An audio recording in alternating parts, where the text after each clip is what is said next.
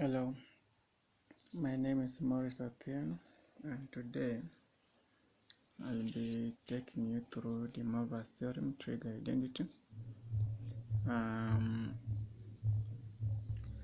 So what we expect to cover here today is some parts of binomial expansion and the Demoivre theorem, and also we expect to cover how to use a Demoivre theorem to produce a trig identity. And we shall also look at the relationship between the Demoivre theorem,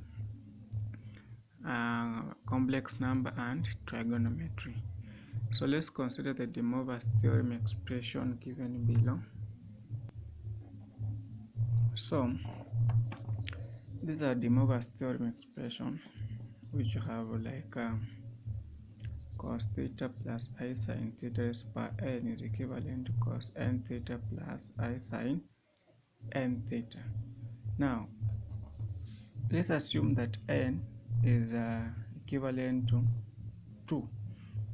Let's assume n equivalent to 2, so we shall have it as cos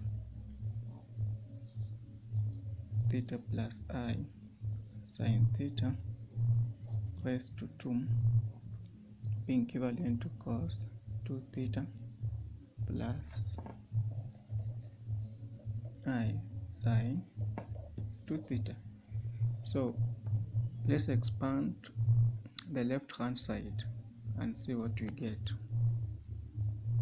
and we shall use an expansion format of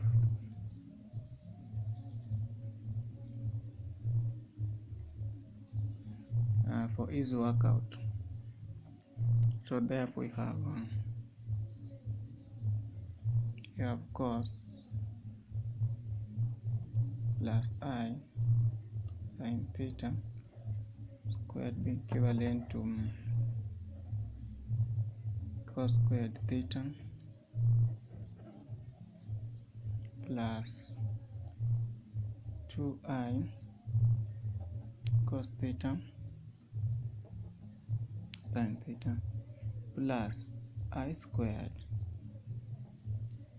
sin squared theta, but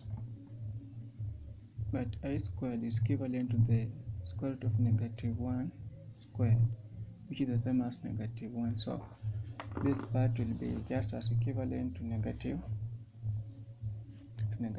So we shall be having minus sin squared theta. So let's put it together.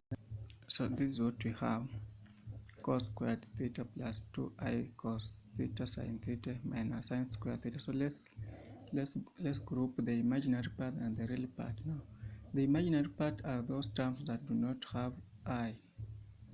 The imaginary part are those terms that have I. The real part are those terms that do not have I. So I'm going to collect the like terms in terms of real part and the imaginary part. So our real part here is cos squared theta minus sin squared theta.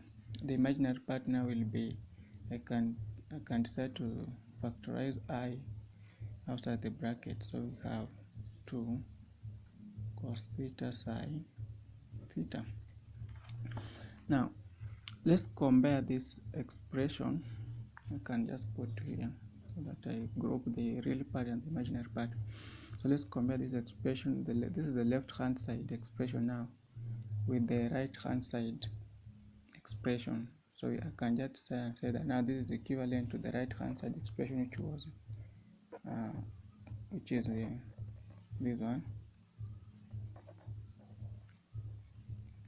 which was cos 2 theta plus I sin 2 theta.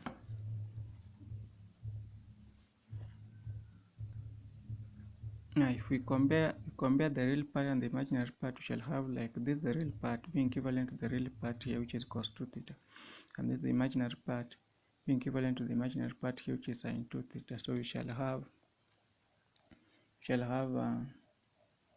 cos squared theta minus sin squared theta being equivalent to cos 2 theta. Let me call this is equation 1. and I have also 2 cos theta sin theta being equivalent to sin 2 theta, and I'll have this as equation 2.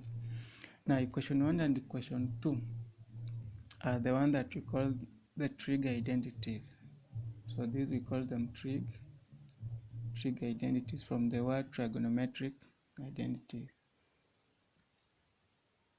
These are the trig identities, and as you can see, we have done what? We have produced a trig identity from the Demoivre's theorem. We have produced a trig identity from the Demoivre's theorem. Alright, let's look at an example. We want to express cos 3 theta in terms of sin theta and cos theta. Now looking at this expression, we realize that we shall need to use the binomial to use the Demoivre's theorem so that we construct an equation that has cos 3 theta. In this case, from here we can just, if we had this one, we can just simply let n be equivalent to 3 so that we can have something like cos 3 theta here. So here what we do, the first thing is that we construct an equation from Demoivre's theorem containing the angle 3 theta, and this can be put as a, we shall have it as a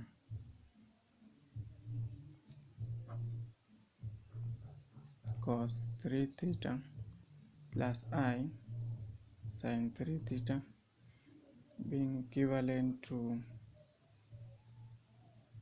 cos theta plus I sin theta raised to 3. So we have let n be equivalent to, we let n be equivalent to 3.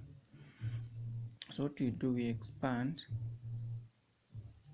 the right hand side. So the right hand side, we have it as a cos theta plus I sin theta raised to 3. So let's expand this one, and we shall have, so we shall have this one, we can just square and again multiply with the cos theta I sin theta. So if we square this one, we shall get this cos squared theta 2 I cos sin theta sin theta minus sin squared theta. So we multiply with this one, so we can start by multiplying this this time this, we get this one, this time this, we can have it here. Okay, this time this, you can have it here. Sorry, this is I. This time this, you can have it as 2I cos squared theta sin squared theta. Then this time this, you can have it minus cos theta sin squared theta. So we are done with cos theta, so we go to this one, I sin theta times this. Shall have it as I cos squared theta sin theta. This times this, we shall have 2 as I squared cos theta sin squared theta. Then we shall have this time this, so I think the space is off on the other side, so you can just move here, which will be minus. If you multiply this and this, it is I sin cubed theta. But remember, we had already said that when you get I squared, it is the same as minus 1. So the whole of this expression will be, here we shall just have minus. So let's collect the like terms. Let's collect the like terms in terms of the real parts and the imaginary parts and see what we have. So this is what you'll get. So collecting the like term and getting, so we shall just have this being the cos cubed theta. Now you have 2I cos square sin theta, and we also have here we have here cos squared theta sin theta.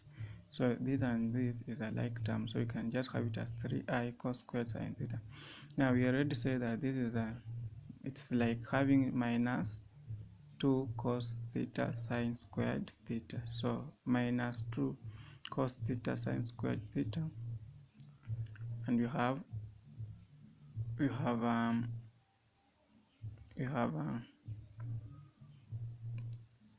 minus cos theta sine square theta. So these are like terms.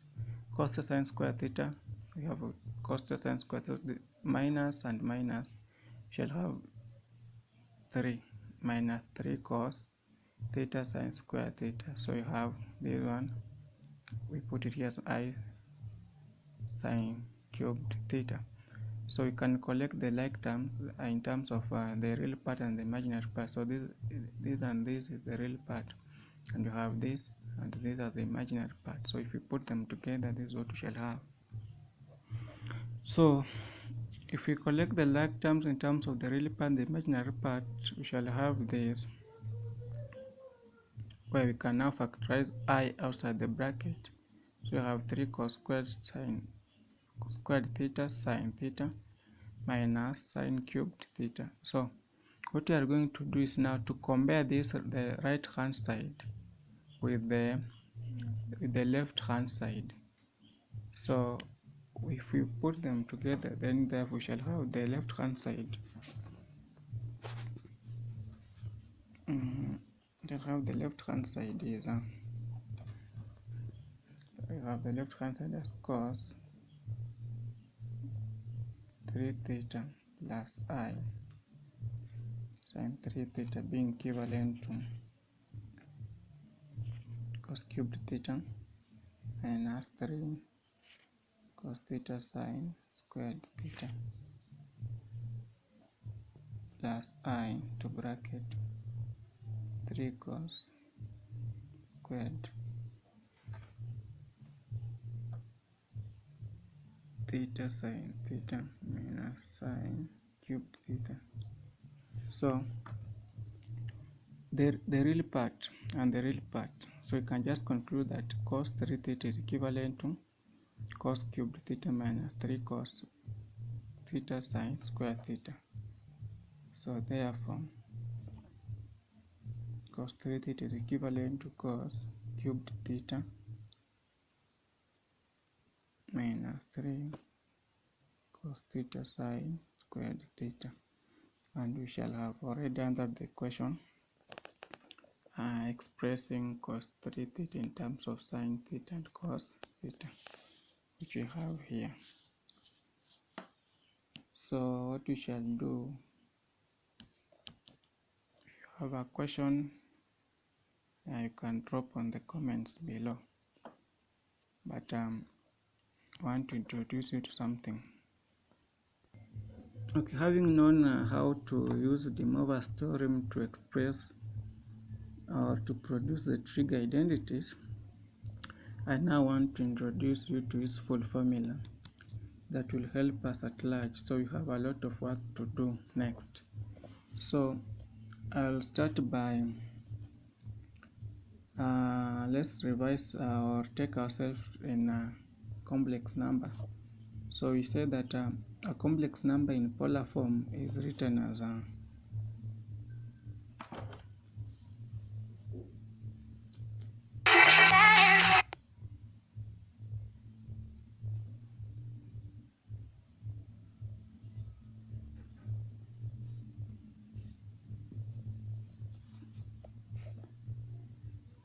so complex number in polar form is written as z is equals to cos theta plus I sine theta.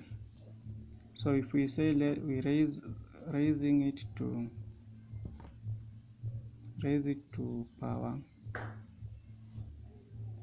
n, we shall have z raised power n being equivalent to cos theta plus I sine theta. So we raise it to power n. So we shall have it as z raised power n being equivalent to cos n theta plus I sine n theta. So actually what we are trying to do is to derive this useful formula. We are deriving useful formulas. So, and this is the procedure that we are following, and we shall see how we can use these useful formulas to apply in Demoivre's theorem trig identities, and this is a very important part of this lesson. So We can also say that let's try to substitute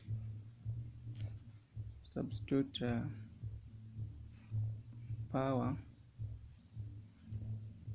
with negative n.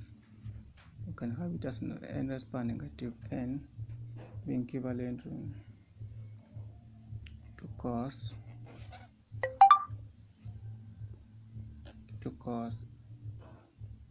theta plus I sin theta raised to negative n.